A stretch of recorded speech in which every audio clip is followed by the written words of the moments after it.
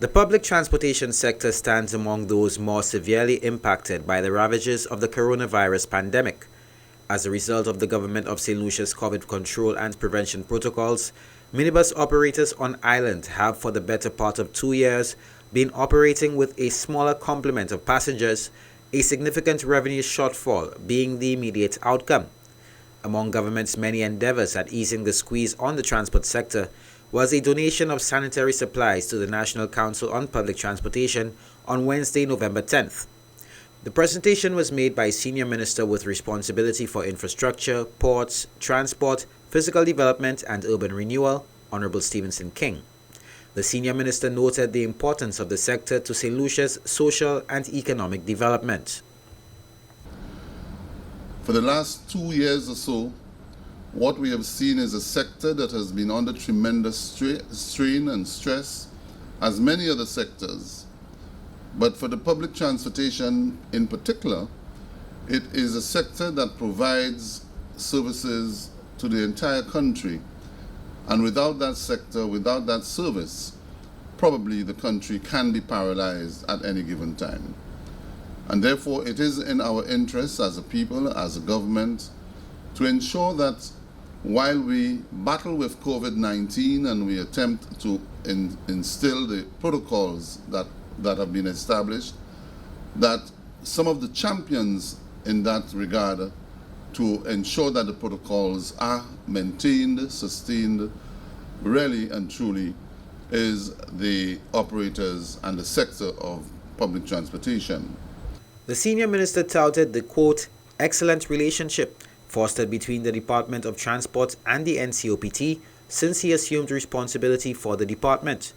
To date, the department and the council have both agreed to collaborate in order to tackle numerous areas of concern in the best interests of both the community and the minibus operators for a more reliable and safe transportation system.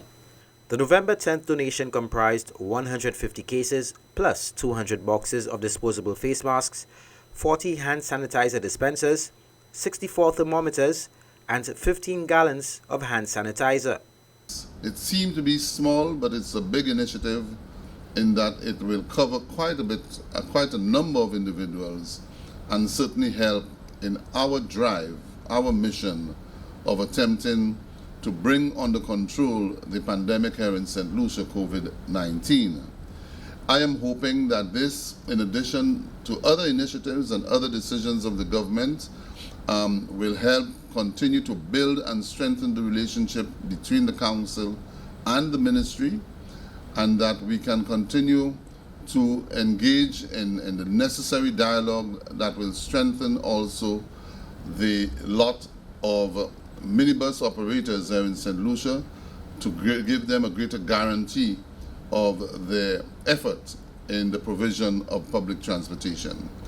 The government of St. Lucia is in the process of finalizing the fulfillment of its commitment to provide COVID relief in excess of $1 million to minibus operators. President Godfrey Ferdinand accepted the donation on behalf of the National Council on Public Transportation. It looks small, but it will do great things for us. Each driver will receive 50 masks. Each of them, that would serve them for 50 days, which is saving them some money from buying their own masks, and that is good for the sector.